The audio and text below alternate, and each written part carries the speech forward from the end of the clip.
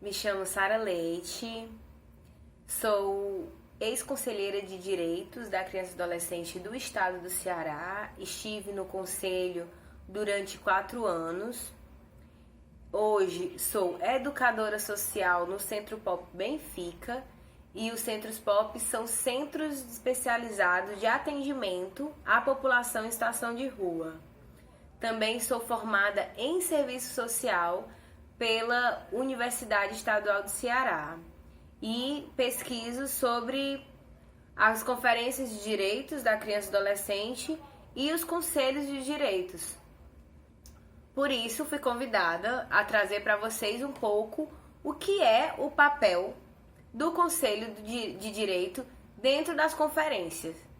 Para falar a verdade, o que são os papéis dos Conselhos de Direitos dentro das conferências, né? Já que eles existem tanto a nível municipal, federal e estadual. Os Conselhos de Direitos, né? Eles são órgãos fiscalizadores e deliberativos da política da criança e do adolescente. Vocês já devem ter ouvido falar, e inclusive dentro dessa formação mesmo, vocês já devem ter ouvido falar que a política da criança e do adolescente ela é uma política intersetorial, ou seja, ela está dentro da política da saúde, dentro da política da educação, dentro da política da cultura, entre as outras políticas, né, como a assistência social. Os conselhos também são órgãos colegiados de articulação entre o poder público e as instituições da sociedade civil organizada.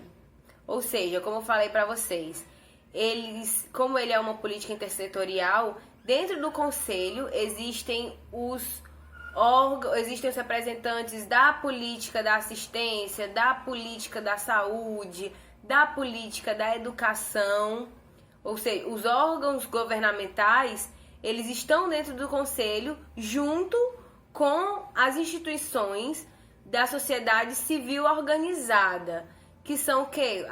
Pronto, lá perto de casa existe um projeto social que atende a criança e adolescente. Lá tem atividade de esporte, de lazer, tem atividades educativas.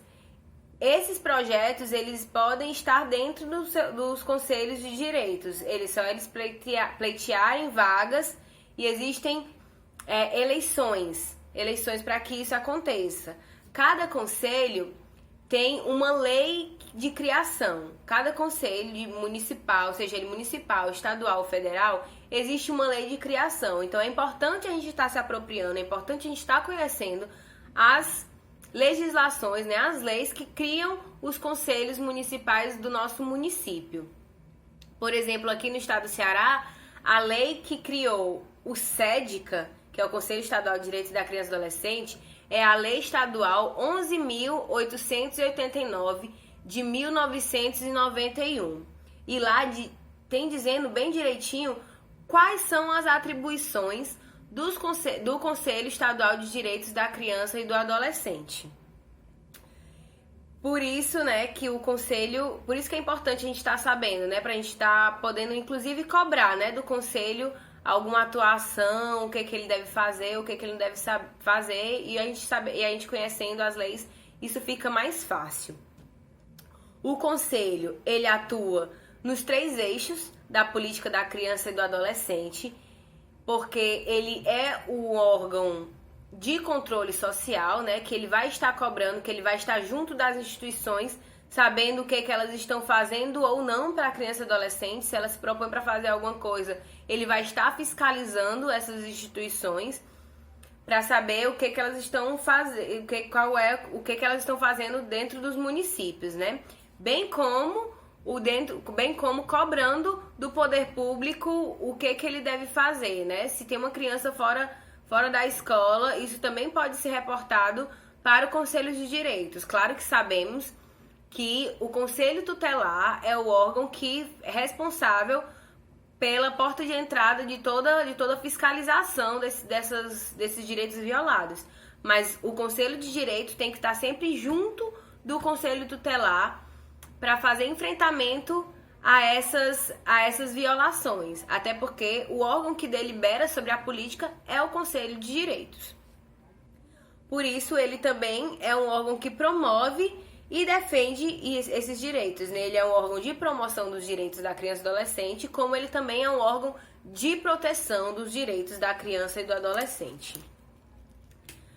Como ele é um órgão de promoção e de controle social, inclusive por exemplo, dentro da legislação do Ceará, uma das atribuições que tem dentro dessa lei que eu citei para vocês, a 11.889, é promover, assegurar e defender os direitos da criança e do adolescente, definir as políticas de atendimento integral dos direitos da criança e do adolescente, acompanhar, controlar e avaliar as ações e o desempenho das ações dos órgãos e entidades governamentais e não governamentais, como eu disse para vocês, como informar e esclarecer a sociedade sobre as condições reais da criança e do adolescente, bem como os seus respectivos direitos. Pensando nisso, uma das estratégias criadas pelos conselhos são as conferências de direitos da criança e do adolescente, que são espaços de ampla participação popular, onde a gente pode estar discutindo, onde a gente pode estar conversando, onde os conselhos de direitos do município de Fortaleza e do Crato podem estar dialogando sobre como tem sido as estratégias que eles estão criando para fazer enfrentamento às diversas violações, o que eles conseguiram avançar e como eles conseguiram avançar, bem como fazer com que as próprias crianças e adolescentes estejam dentro dessas conferências para participar e para falar sobre sobre as diversas maneiras como ela acha que deve ser feito o enfrentamento a essas diversas violações. Quais são as violações que as crianças e adolescentes mais têm sofrido hoje? Não dá para eu, enquanto adulta, dizer o que uma criança ou um adolescente passa. É claro que eu vou saber algumas coisas por já estar militando na área há um tempo, por estar pesquisando diariamente sobre isso. Mas quem sente na pele é que consegue nos dizer o que realmente está passando, né? Por exemplo, na última Conferência Estadual dos Direitos da Criança e do Adolescente, foi a 11ª Conferência Estadual dos Direitos da Criança e do Adolescente, teve um fato muito emblemático para mim, que foi um adolescente, ele tinha 13 anos, um pré-adolescente, né? Tava nesse processo de saída de criança para ser adolescente. E ele disse que tinha algumas pessoas, alguns adultos fazendo chacota com o seu ursinho. E esse era o ursinho que para ele era muito importante, que desde criança ele tinha e ele não conseguia se afastar. Inclusive, ele dava segurança para ele. Então, tipo assim, isso também nos faz perceber que o que a gente está negando? Negando ao direito de brincar. A gente não acha que adolescente pode mais brincar. Ah, como ele já é adolescente, ele tem que estar fazendo outras coisas, ele tem que estar estudando alguma coisa profissionalizante. Mas não, às vezes os adolescentes eles também querem brincar e esse direito lhes é assegurado dentro do Estatuto da Criança e do Adolescente. A gente não pode estar cobrando da criança e do adolescente que ele fique adulto rápido. Cada qual tem seus processos e é preciso respeito a esses processos. Então, as conferências, elas acontecem em 4 etapas, antes de chegar à nacional, né, que é a 5ª etapa, a última etapa. Ela acontece com as conferências livres. As conferências livres só pode participar crianças e adolescentes, e são eles que vão escolher a metodologia, como é que vai funcionar, como é que se ela vai ser só consultiva, se ela já vai deliberar quem é que vai para municipal e qual o tema que eles que vai ser discutido nessa conferência. Por isso, conferências livres. Depois das conferências livres, acontecem as conferências municipais de direitos da criança e do adolescente. E quem é que puxa essas conferências? Quem puxa é o CMDCA. Quem está convocando, quem vai organizar, quem vai dizer qual o local, os dias, quem vai estar mobilizando as crianças, adolescentes, as outras secretarias para estarem dentro desse espaço, para estarem dialogando, é o CMDCA. Depois das municipais, existem as regionais, depois as estaduais e, por último, a grande conferência, que é a Conferência Nacional.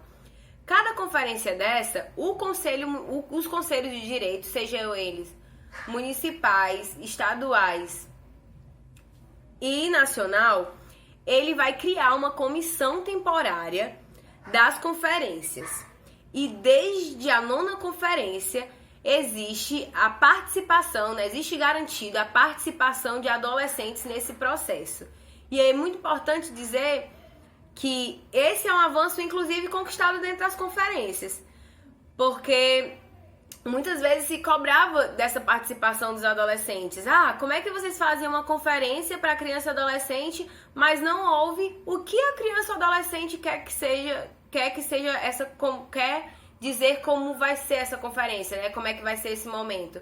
Então, desde a 9ª conferência já está garantido também a presença de adolescentes nessa comissão. E aí é essa comissão que é responsável por toda essa estrutura, né, da conferência.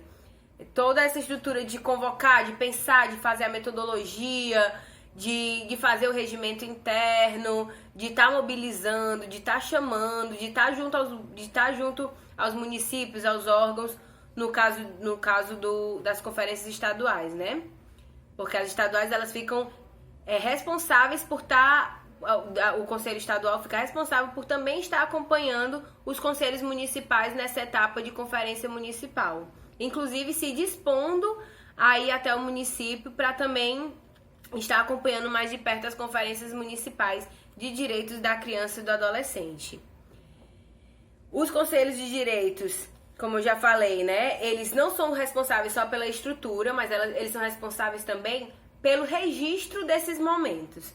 Porque como são momentos de deliberação da política, é preciso ter registro. Ter registro de foto, de relatoria, de atas. Às vezes são criadas moções. O que é moções, Sara? Moções são como se fossem atas criadas pelas pessoas das conferências, fazendo moções sobre algum tema relevante para a sociedade. Digamos que tá tendo proposta de redução da maioridade penal, que é uma coisa que já foi muito discutida, né? Que sempre está sempre em pauta. Nas conferências, como é um espaço deliberativo, pessoas das conferências podem se organizar e fazer uma moção para que não se reduza a maioridade penal. E aí você precisa ter uma quantidade X, né? Uma quantidade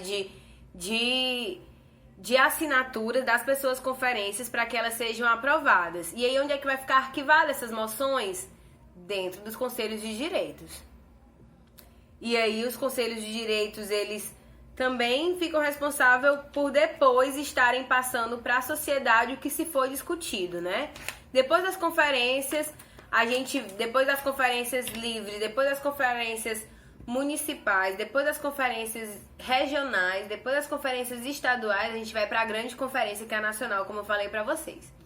E aí, o Conselho Nacional, o Conselho de Direitos Nacional da Criança e do Adolescente, ele é responsável por criar os anais da conferência. O que são os anais da conferência? É basicamente a Bíblia desse grande momento. Porque lá é que vai estar relatado todas as deliberações da política, do que se foi discutido naqueles momentos, todas as deliberações de cada estado, quem estava presente nas conferências, quais os estados, quais os municípios estavam presentes nas conferências, como foram as conferências nos municípios, quem realizou, quem não realizou. E esse é um documento extremamente importante para que depois a gente possa estar pressionando os governos a fazerem, a botarem em prática, né? Então, tipo assim, acabou a conferência, acabou o trabalho. Não, nada disso. Acabou a conferência, vai vir um outro trabalho tão importante quanto a própria conferência, que é tá sempre, diariamente, fazendo com que essas propostas, elas saiam do papel, né? que elas se concretizem de fato. E aí a gente vai criar legislações, como cada conferência ela tem a sua própria relatoria, os CMDCAs, o SEDCA, ele vai estar podendo pegar essas relatorias, essas deliberações, para estar pressionando ao município. Digamos que no meu município eu tive várias deliberações. Quem que vai fazer com que isso vire pauta de verdade, né? Quem que vai estar pressionando o prefeito da minha cidade para que isso se concretize? É o CMDCA.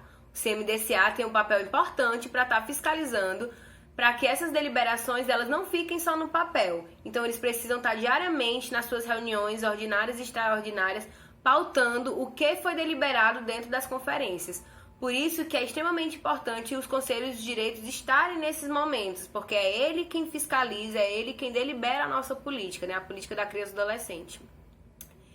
É isso, gente.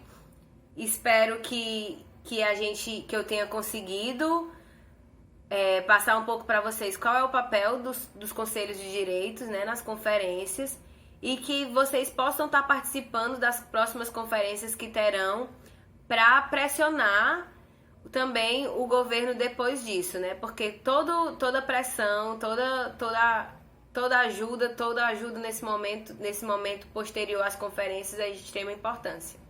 E também dentro dos conselhos de direitos, né? Porque os conselhos de direitos, as reuniões elas são abertas, então qualquer criança, qualquer adolescente pode estar participando das reuniões para estar cobrando o que se foi decidido dentro das conferências. Obrigada e até mais.